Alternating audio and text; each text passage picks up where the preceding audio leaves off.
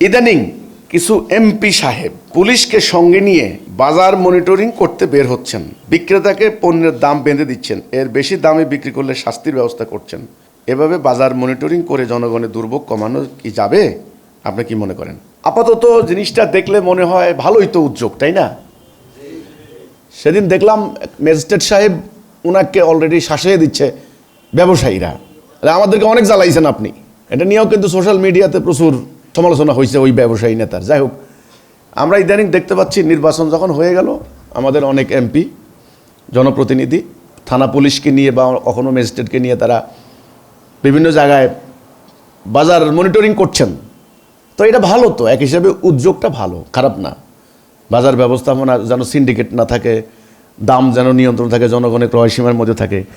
কিন্তু এখানে একটা বিরাট একটা ফ্যাক্টর আছে ভাই, এখানে একটা ব্যাপার আছে, সাধারণ জনগণ বিষয়টা বুঝতে হবে। আমরা এই পর্যন্ত এগুলা কিন্তু দেখে এসেছি, এগুলো নতুন কিছু না।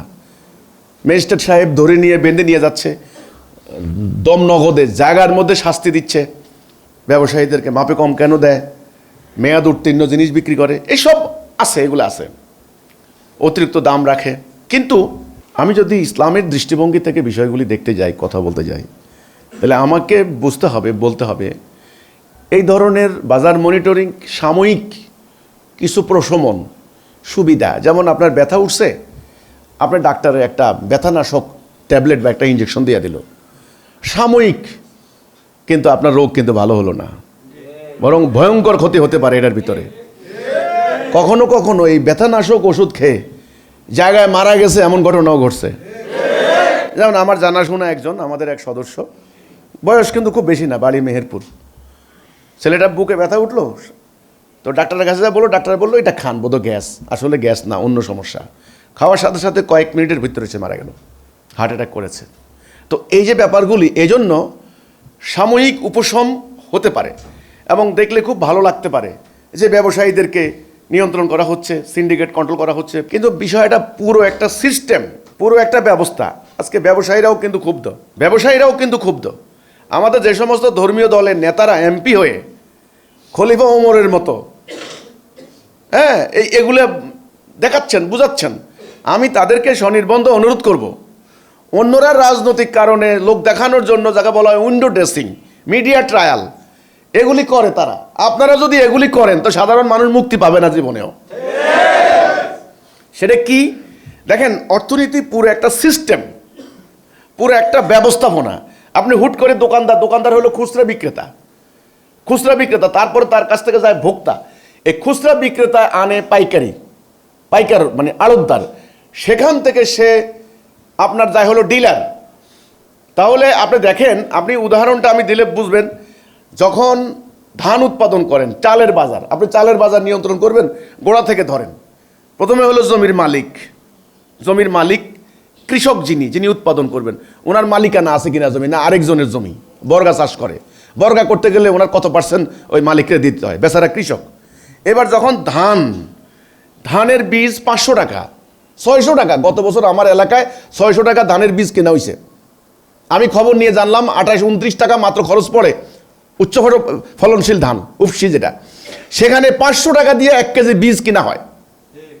এবার আসেন সার সিন্ডিকেট, সারের উৎপাদন খরচ কত, সারের যে ডিলার, সারের যে ব্যবসায়ীরা, সেখানে কত করে খরচ পড়ছে, কৃষকদের সার দিলেন না কেন? আচ্ছা, পানি ছাড়া তো এখন কোনো ধান হচ্ছে না। এখন ধানের এখানে পানি তুলতে হলে, সেচ প্রকল্প, সেচ দিতে হলে আপনার হলো বিদ্যুতের খরচ, যেখানে বিদ্যুৎ নাই সেখানে হলো ডিজেল খরচ 80 টাকা ডিজেলের লিটার। তাহলে আপনি দেখেন, জ্বালানি খরচ, সেচের খরচ, সারের খরচ, বীজের খরচ, এরপরে হচ্ছে একটা লেবারের দাম, এখন গ্রামে 1000 টাকা, 1000 টাকার নিচে কোনো লেবার নাই, শ্রমিক খরচ।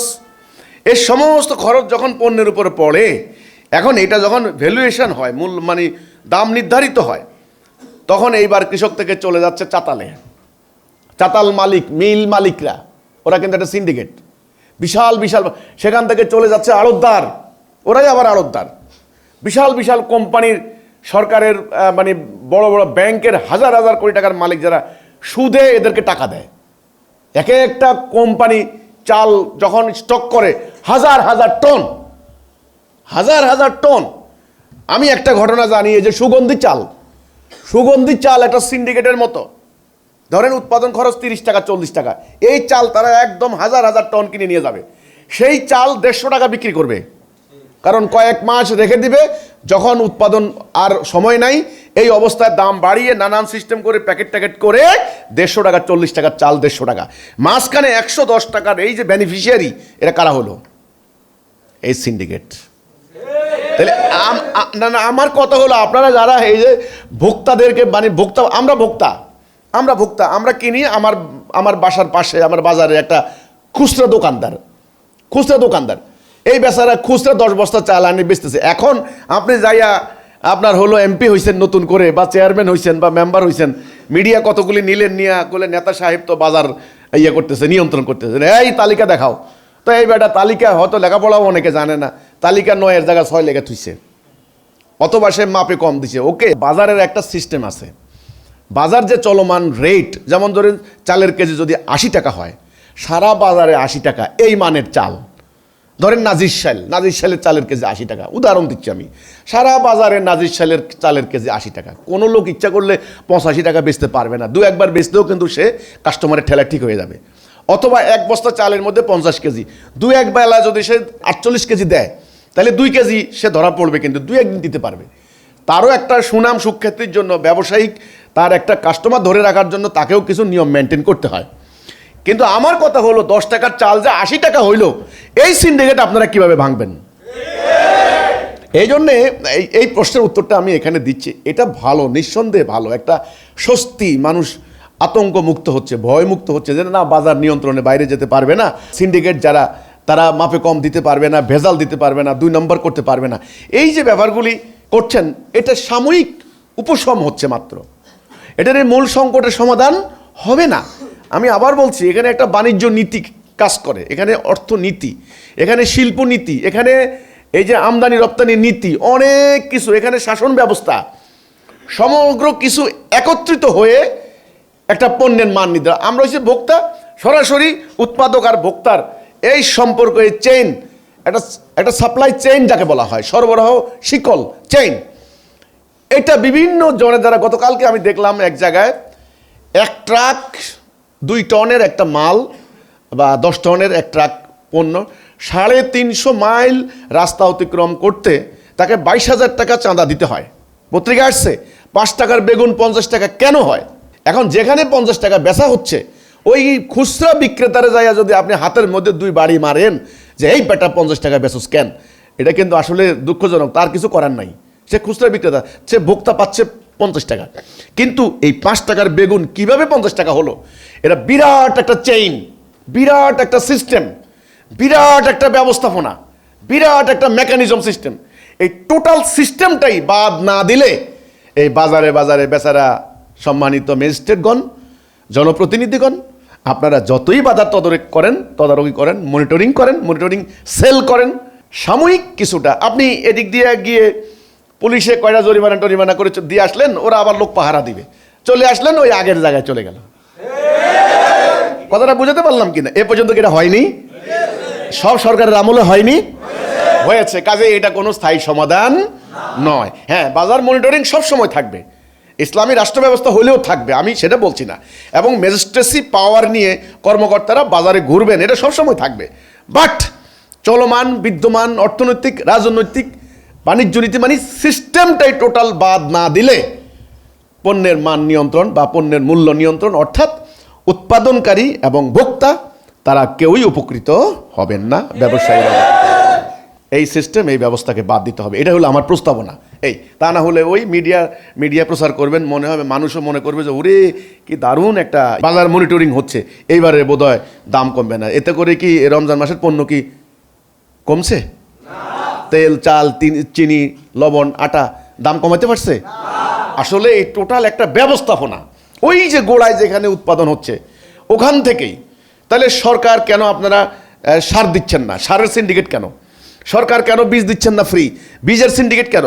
সরকার কেন পানির সিস্টেম করছেন না?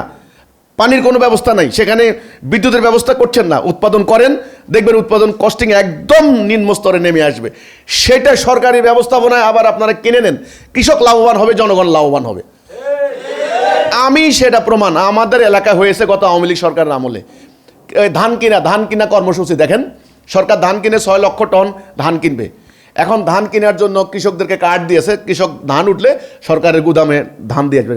আমরা কার্ড পাইলাম না। দেখেন, আমরা হলাম আমাদের ইউনিয়নের একমাত্র বড় কৃষক, আমাদের প্রতি বছর 2000 মণ ধান হয়, আমরা কিন্তু কার্ড পাই নাই। কার্ড যেই চেয়ারম্যানে নিয়েছে, যাদের নামে নিয়েছে, তারা কেউই 1 ডিসিম জমিও নাই, ওরা কৃষক না। পরে খবর পাইলাম তাদের দলীয় চেয়ারম্যান এই সমস্ত ধান আরেকটা কোম্পানির সঙ্গে চুক্তি করে সরকারকে দিয়ে দিছে ধান। সিন্ডিকেটটা কি দেখেন, বাহ, পোয়া বারো, লাভে লাভ, লাভে লাভ। এখন এই চেয়ারম্যান আগামী নির্বাচনে 2 কোটি টাকা দিয়া নমিনেশন দলকে খাওয়াইয়া আরো 2 কোটি টাকা দিয়া চেয়ারম্যান হইতে কোনো অসুবিধা আছে? মধু, বিশাল মধু। কাজে এই সিন্ডিকেট ক্যান্সেল না করা পর্যন্ত এই পণ্যের বাজার মনিটরিং দিয়া কোনো লাভ হবে না। সাময়িক উপশম হবে, ঠিক আছে, কন্টিনিউ চলবে, কিন্তু সিস্টেম বিদ্যমান চলমান ব্যবস্থাকে সম্পূর্ণ বাদ দিতে হবে। এটা হলো আমার কথা। সে প্রস্তাব আমি রাখছি, এবং সেটা আমি কিভাবে রাখছি আমার পরবর্তী বক্তব্যে পাবেন ইনশাল্লাহ।